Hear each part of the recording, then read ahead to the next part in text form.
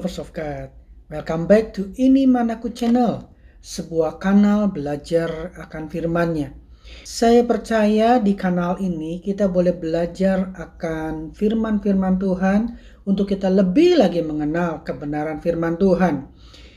Nah, setiap Senin akan ada kupasan firman Tuhan yang baru. So, bagi lovers of God yang belum subscribe, mari agar tidak ketinggalan video-video renungan terbaru setiap minggunya, mari klik tombol subscribe dan nyalakan loncengnya sehingga setiap kali ada video-video renungan terbaru, lovers of God boleh mendapat notifikasinya.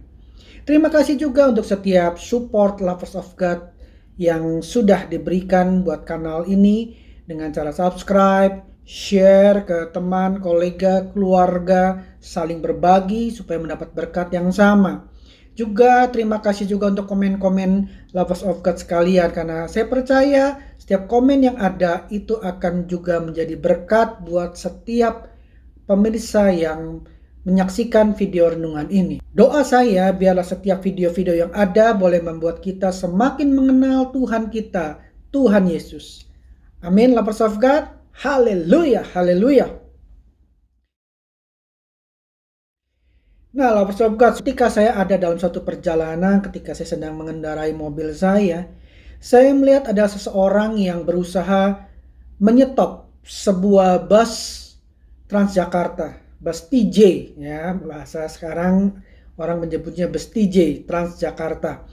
Saya perhatikan bus Transjakarta itu dengan santainya dia menuruti apa yang menjadi arahan orang tersebut.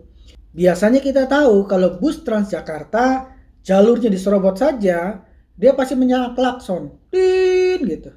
Betul ya? Nah, tetapi apa yang saya saksikan itu, lovers of God, sopir bus Transjakarta ini dia berhenti dan mengikuti arahan dari orang tersebut.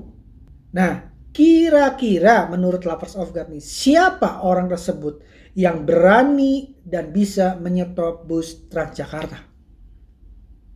Siapa? Ya, betul. Dia adalah seorang polisi, polantas, polisi lalu lintas. Nah, pertanyaan yang perlu kita renungkan, dari mana sopir bus Transjakarta itu tahu kalau orang tersebut adalah seorang polisi? Ya, dari atribut yang melekat dari orang tersebut. Atribut yang melekat pada badan orang tersebut yang menyetop bus Transjakarta tersebut. Ketika saya melihat itu, lovers of God, saya mendapatkan pencerahan, insight, impresi bahwa iblis pun pasti takut dengan kita. Selama kita orang percaya ada atribut yang melekat dalam diri kita.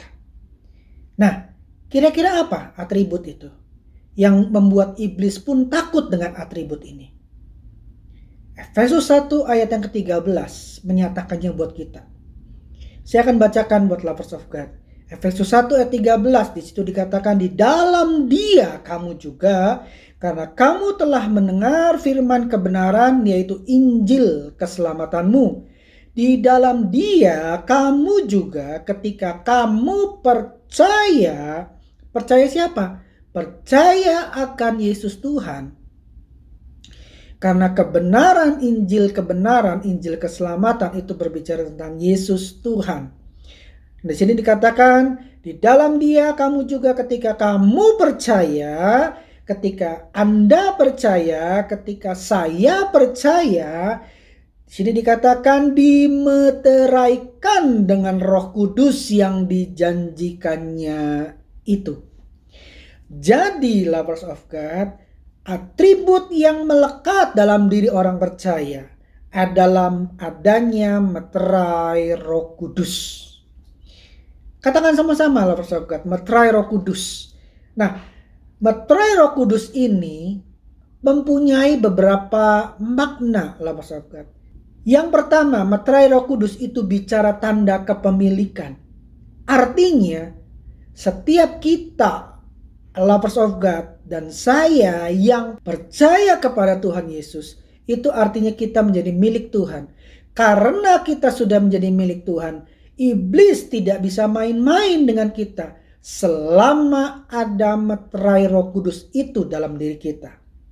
Bahkan kuasa gelap seperti santet dan guna-guna tidak akan pernah bisa menjamah kita.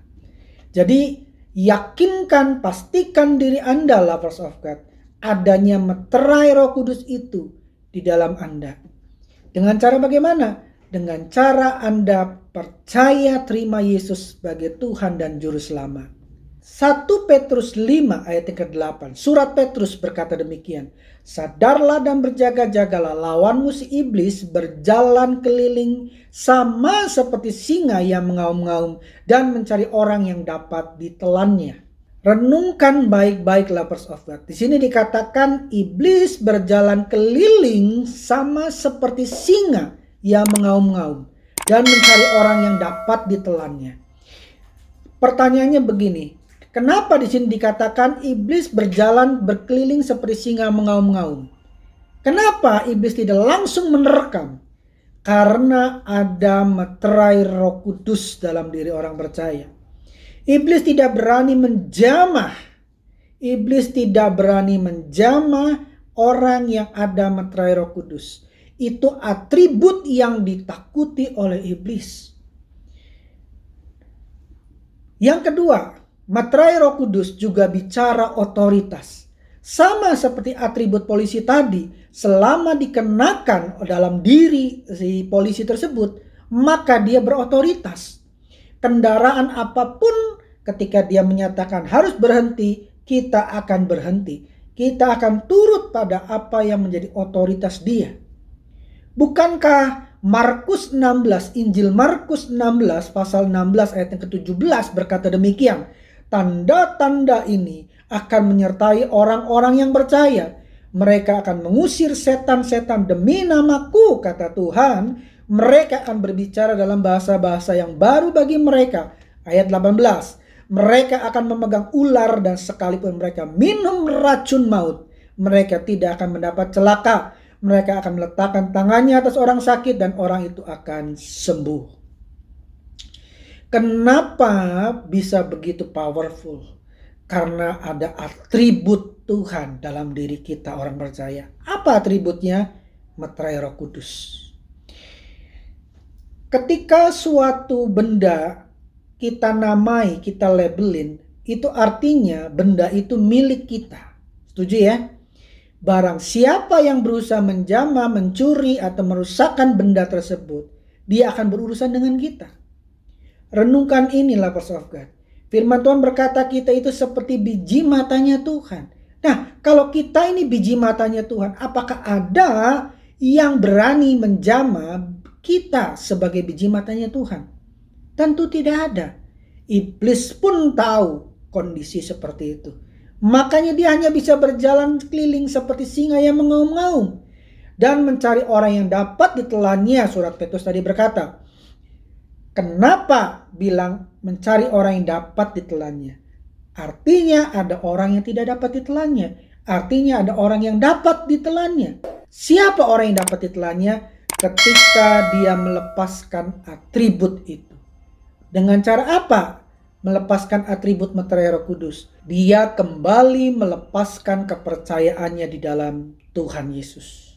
Ketika dia melepaskan kepercayaan di dalam Tuhan Yesus, dia sudah tidak lagi menjadi bilangan orang percaya. Maka meterai itu dia lepaskan. Meterai ini hanya ada pada orang-orang yang percaya dan menerima Injil keselamatannya. Jadi ketika tidak ada atribut meterai Roh Kudus, berarti dia orang itu rentan dapat menjadi sasaran ditelan oleh iblis. Nah, lovers of God, ketika kita renungkan ini, kita akan pasti berpikir begini, wow, ternyata atribut Roh Kudus itu sangat powerful, bukan? Iya kan? Nah, kalau begitu, mari saya ingatkan Anda, lovers of God, sekali lagi.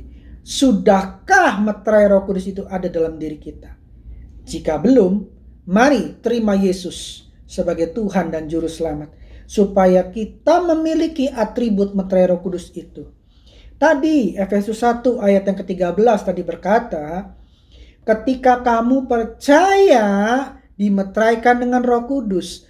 Artinya meterai Roh Kudus ini sangat berkorelasi dengan kepercayaan kita di dalam Tuhan Yesus.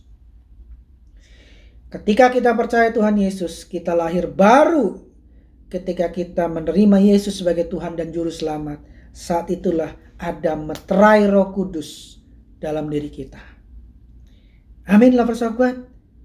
Ya, bersyukurlah setiap kita yang memiliki meterai Roh Kudus itu, karena atribut itu yang ditakuti oleh iblis. Haleluya, haleluya. Amin, amin, amin. Lovers of God, saya percaya renungan kali ini boleh memberkati kita semua. Karena itu mari bantu share ke teman, keluarga, kolega, ya, kerabat, supaya apa? Mereka pun akan menerima berkat yang sama dengan kita. Kalau kita boleh mendapat berkat pengertian, berkat kebenaran ini, biarlah ini juga boleh dibagikan kepada orang-orang lain. Terima kasih untuk support Anda, lovers of God. Sampai bertemu lagi dalam video renungan yang lain. Tuhan Yesus memberkati, dan ini Manaku.